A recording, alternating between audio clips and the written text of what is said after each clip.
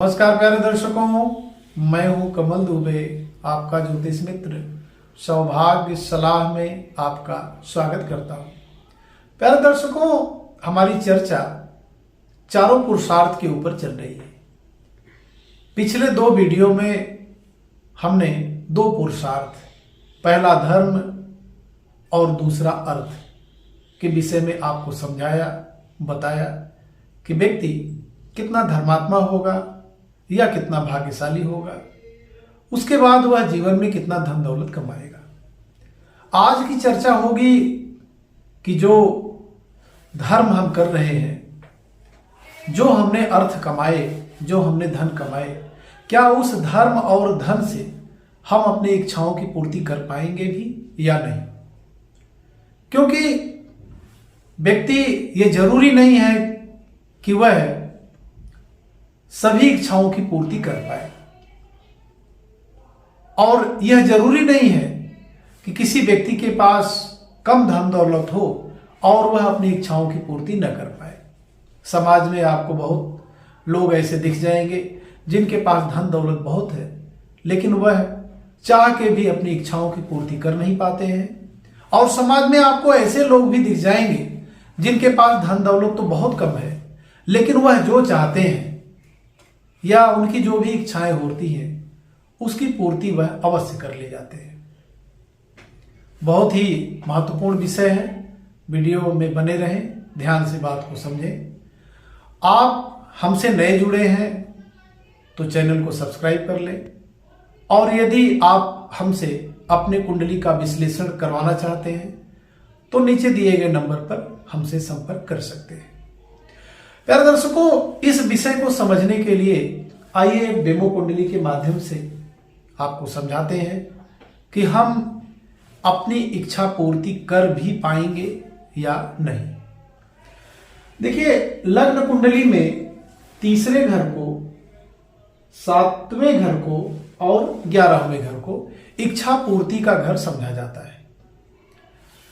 तीसरा घर, सातवां घर और 11वां घर यदि किसी जातक का मजबूत होता है तो वह अपनी इच्छाओं की पूर्ति कर ले जाता है। और कहीं तीसरा घर, सातवां घर और 11वां घर कमजोर बना तो व्यक्ति के पास धन दौलत कितना भी हो, वह अपनी इच्छाओं की पूर्ति नहीं कर पाता है। अब एक काल पुरुष की कुंडली के माध्यम से हम लोग समझते हैं कि तीसरे घर का स्वामी ग्रह यहाँ बुधदेव बनते हैं, और सातवें घर के स्वामी ग्रह शुक्रदेव बनते हैं, और 11वें घर के स्वामी ग्रह शनिदेव बनते हैं। यदि बुधदेव किसी भी जातक की कुंडली में मजबूत अवस्था में है, जैसे कि वह स्व राशि हो, अपने मित्र के घर में हो, उच्च राशि में हो, और उनका संबंध सीधे केंद्र और त्रिकोण से बनता हो, तो ऐसा व्यक्ति वर्तमान समय में जो भी उसने इच्छा पाल रखी होगी वह 100% अपने इच्छाओं की पूर्ति करेगा।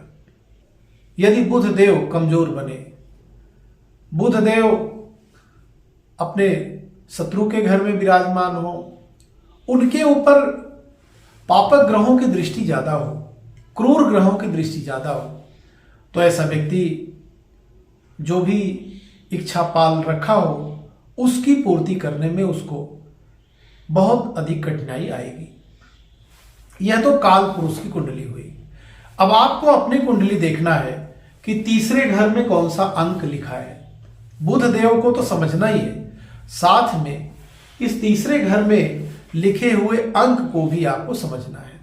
जैसे तीसरे घर में लिखा है 1 या 8, तो उसके स्वामी ग्रह बनेंगे मंगल देव।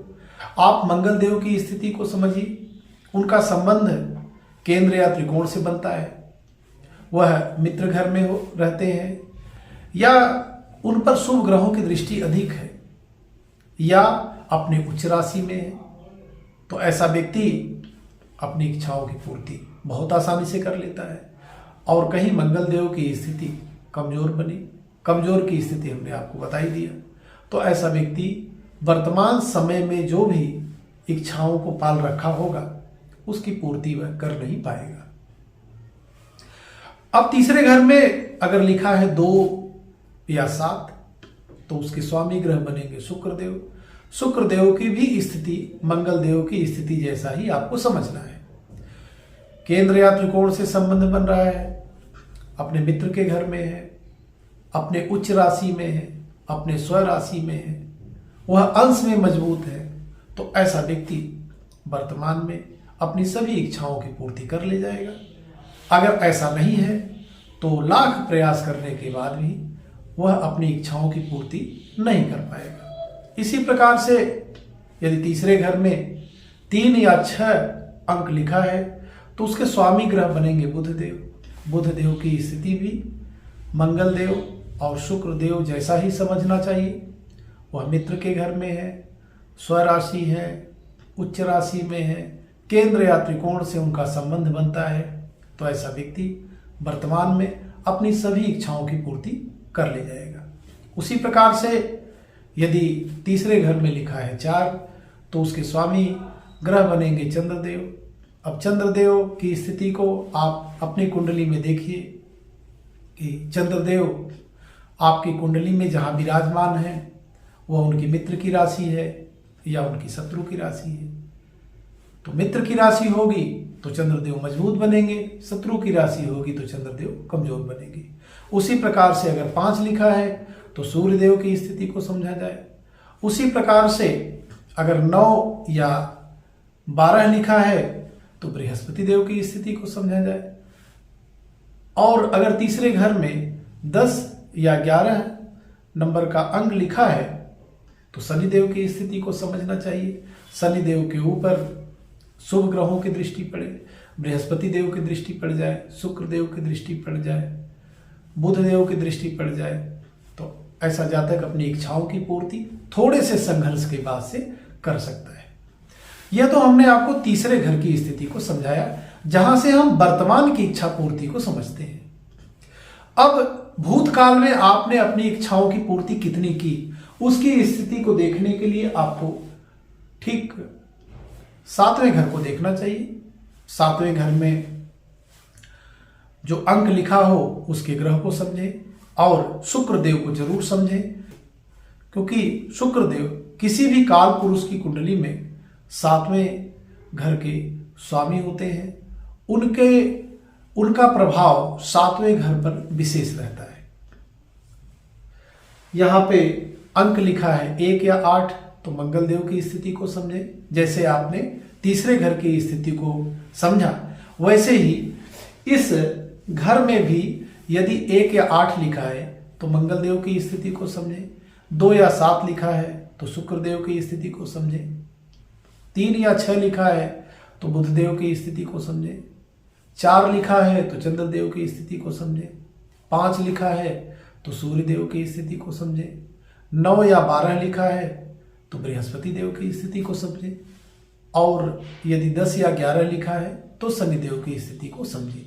यह भूतकाल में आपने अपनी इच्छाओं की कितनी पूर्ति की आसानी से आप समझ सकते हैं। अब भविष्य की बात करें। भविष्य में आप अपनी इच्छाओं की पूर्ति कर भी पाएंगे कि नहीं कर पाएंगे, उसको देखने के लिए आपको सीधे 11वें घर की तरफ चलना चाहिए। 11वें घर के जो स्वामी ग्रह बनेंगे वह शनिदेव बनेंगे, क्योंकि काल पुरुष की कुंडली में शनिदेव को 10वां घर और 11वें घर का स्वामित्व प्राप्त है। शनिदेव की स्थिति को समझना है। शनिदेव मजबूत स्थिति में बनेंगे। शनिदेव अंशवाइज मजबूत होंगे, मित्र के घर में होंगे, मित्र ग्रहों की दृष्टि होगी, पापक ग्रहों से कम दृष्ट होंगे, पापक ग्रहों से युति में नहीं होंगे, अपने उच्च की राशि में होंगे। तो निश्चित तौर पे व्यक्ति जो भी परिश्रम कर रहा है उस परिश्रम से भविष्य में वह सभी इच्छाओं की पूर्ति कर पाएगा। इसके अलावा आप 11वें घर में बने हुए अंक को देखिए। अगर 1 या 8 लिखा है तो शनि देव के साथ साथ मंगल देव की स्थिति को भी समझना चाहिए। यदि 2 या 7 लिखा है तो शनिदेव के साथ शुक्रदेव की भी स्थिति को समझना चाहिए। यदि 3 या 6 लिखा है तो शनिदेव के साथ बुधदेव की स्थिति को भी आपको देखना है। यदि लिखा है 4 तो शनिदेव के साथ चंद्रदेव की स्थिति को भी समझना चाहिए। यदि लिखा है 5 तो शनिदेव को भी देखें और सूर्यदेव को भी देखें। यदि लिखा है 9 या 12 तो शनिदेव की स्थिति को देखें, साथ में बृहस्पति देव की स्थिति को देखें। और यदि 10 या 11 लिखा है तो आप शनिदेव की स्थिति को देखें और उनको मजबूत करें। आपकी सभी इच्छाओं की पूर्ति होगी। यदि आप बहुत परिश्रम करते हैं और आप अपनी इच्छाओं की पूर्ति नहीं कर पा रहे, तो जो काल पुरुष की कुंडली है उसके जो मुख्य 3 ग्रह हैं उनको प्रसन्न करें। पहले ग्रह बुधदेव बनेंगे, दूसरे ग्रह शुक्रदेव बनेंगे और तीसरे ग्रह शनिदेव बनेंगे। उनके मंत्रों का जप करें। मैं क्रम वाइज मंत्र आपको बता देता हूं। बुधदेव के लिए जपे ओम बुम बुधाय नमः। यह वर्तमान की आपकी इच्छा की पूर्ति बुधदेव अवश्य करेंगे। फिर आप जपे शुक्रदेव को। शुक्रदेव का मंत्र है ओम सुम शुक्राय नमः। और तीसरा मंत्र आपको जपना है ओम सं शनिश्चराय नमः। ये 3 मंत्रों को जपे और अपने इष्ट का ध्यान करें, गणेश भगवान का ध्यान करें। अपने प्रयास को और बढ़ा दे। 100% आपकी इच्छाओं की पूर्ति हो सकती है या हो जाएगी। प्यारे दर्शकों, एक महत्वपूर्ण वीडियो लेकर के फिर आपके बीच में उपस्थित होंगे। आप सभी दर्शकों का बहुत बहुत धन्यवाद।